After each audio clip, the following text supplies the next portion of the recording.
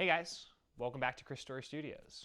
The astute among you may have noticed that you got a break from my receding hairline and angelic jawline last week. That's because my video manager decided he had better things to do than help me with my passion project. I know, how inconsiderate. It's okay, he's been properly reprimanded. Luckily, we're back at it again this week. Last when we left off, CJ was bleeding out in a field surrounded by a wall of fire that cut him off from the outside world. Let's check back in with our characters to see if their situation has improved at all. Editor, roll the tape. Chapter 5 Guardian. Kill him, the man in dark robes ordered, pointing to where CJ lay useless. Black armor shining, the knight brandished his sword and started marching toward the boys. Max stood up from his fallen friend and planted his feet before the oncoming threat. But it would do no good. That knight had the monstrous broadsword, and his armor looked like it could stop a tank shell. Max, CJ managed, though it caused pain throughout his whole chest. You need to run! Use the extinguisher and put out a section of the ring. Getting yourself killed won't do any good. Max turned to him and grimaced at the sight of how much blood was staining his friend's shirt. CJ guessed that it didn't look good. He was probably going into shock because the pain wasn't nearly as bad as before. He struggled to lift his head. The effort felt like climbing a mountain. I'm not leaving you, Max said flatly. He turned back to face the shadowy figure, holding the fire extinguisher like a weapon. The Black Knight was almost on them, moving with slow, deliberate strides. He was in no rush. He was about 20 feet away from them when Max started sprinting forward, screaming at the top of his lungs. CJ tried to look away, but his gaze was fixed on the spectacle. When Max got a little bit closer, he threw the fire extinguisher, hurling it toward the knight's face. Instead of dodging or blocking it, the Black Knight held his sword forward and speared the red container with the tip of its massive blade. Yellow powder exploded out of the pierced metal frame, covering both sword and knight. The warrior dropped his weapon and began wiping the substance from his armor with the free hand. Now unarmed, Max continued his charge toward the hulking, armored behemoth. The knight couldn't have been shorter than 7 feet tall. Even with its sword now on the ground, what did Max hope to accomplish against that? Max was about 5 paces away when he launched himself into the air, intending to take on the warrior in a flying tackle. CJ couldn't bear to look, but the effort to turn away was more than he could manage. The knight stepped forward to intercept the boy, and held his shield out in front of him. Max slammed into the protective barricade, stopping all of his momentum. Then the knight swung the shield with enough force to launch CJ's friend back the way he'd come. Max flew through the air before landing in a heap a few feet away. He groaned softly, so he was alive, at least, but he didn't stir. CJ turned his eyes from where Max crumpled to the knight still 20 feet off. It moved slowly, reaching down to retrieve its sword from the ground before continuing its leisurely stroll towards CJ. Cognitive thought seemed just barely beyond his grasp, though CJ did his best to reach for it. A single notion kept repeating through his mind. None of this is real. It couldn't be happening.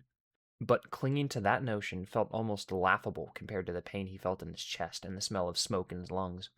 The Black Knight slowly closed the distance toward the fallen boy. His strides had no sense of urgency to them. After all, his target wasn't going anywhere. Panicked, CJ tried to sit up, but the effort shot a new jolt of pain throughout his whole body. His shirt was now entirely covered in blood. Darkness was beginning to linger in the corners of his vision as the last of CJ's rational thinking slipped from his fingers. The knight was now only a couple feet away, but he seemed so distant. Should CJ be worried? Wasn't this all a dream? He was too tired to care. The knight now stood over him, and his sword was raised high. If this wasn't a dream, CJ would have been about to die. But that's okay. He'll just wake back up in his room. Just as the knight was about to swing his sword downward, there came a shrill whistle of something flying through the air. A metallic thud rang out as an arrow pierced the heavy armor protecting the knight's heart. The impact pushed the knight backward as he dropped his sword at CJ's feet. The sound of it striking the field jarred the boy awake. He was still groggy, but the severity of the situation demanded as much attention as he could muster. Someone had just saved his life. CJ wanted to look behind him, to spot the mystery savior, but he felt paralyzed, like trying to move required more strength than he now possessed. The Black Knight tried to see his attacker as well, but didn't seem to find anything. He retrieved his sword again and stepped back toward the boy. CJ waited for another mystery arrow to save his life. None came. Whoever had hit the warrior the first time apparently had lost interest now and was satisfied to let the moment take its course. He now felt fully aware and awake as the knight swung his sword down in a life-ending stroke. CJ clenched his eyes shut and waited for the blade to cut through his skin. Nothing happened. CJ peeled one eye open, half expecting to be in his own bed back home. Instead, he still lay sprawled out on the field. The heavy blade of the Black Knight was suspended in the air above him, caught by what appeared to be a broadsword with a glass blade. CJ's gaze groggily followed this new weapon to its hilt, finding that a man in his early 20s gripped the handle. "Pick on someone your own size," the newcomer grunted. With a Herculean feat of strength, he pushed forward, knocking the knight off balance. The black-armored brute stumbled backward and regained a defensive position. This was all wrong. The guy was wearing normal clothes, sneakers, blue jeans, a brown shirt, and a green jacket. That was all normal, but the fact that he had a sword wasn't. And the weapon itself looked impossible. The hilt and pommel were a silver metal wrapped in black leather, but that blade should have shattered easily.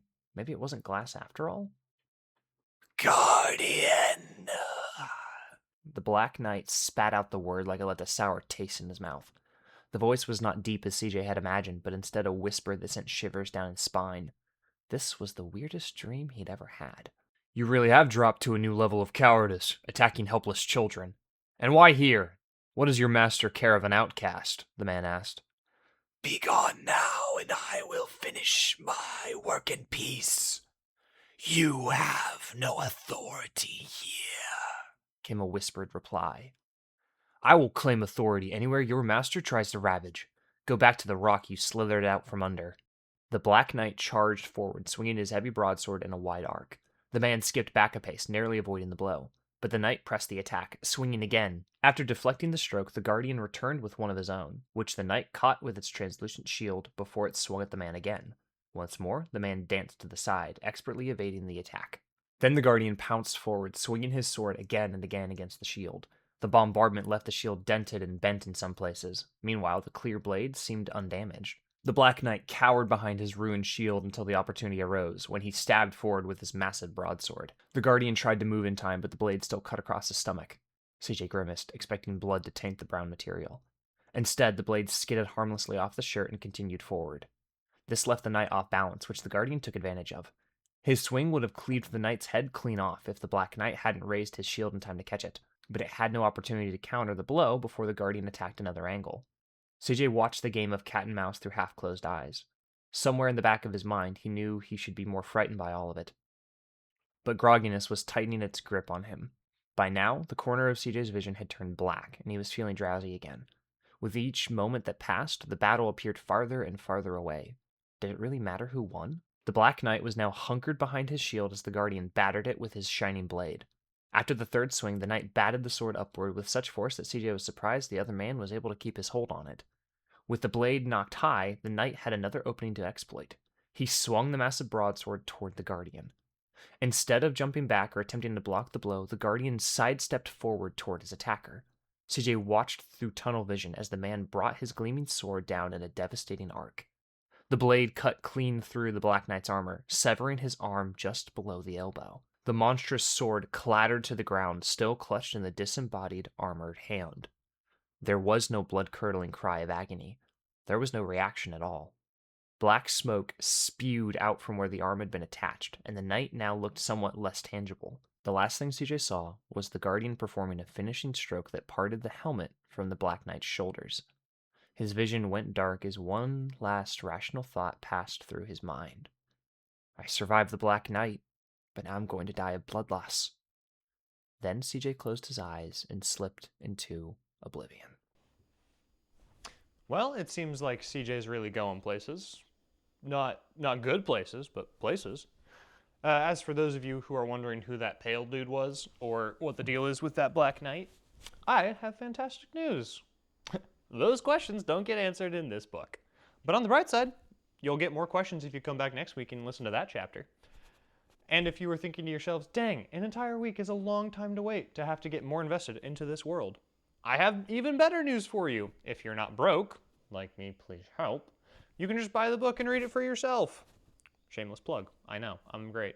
Alternatively, if you're part of the 25% of my population that is illiterate, that's a real statistic, well, I hope you've been putting a lot of your points into the patient skill tree. Until next time, I've been your host, John Book, and this is Chris Story Studios. Don't immediately look over here. You're gonna have to cut it so short.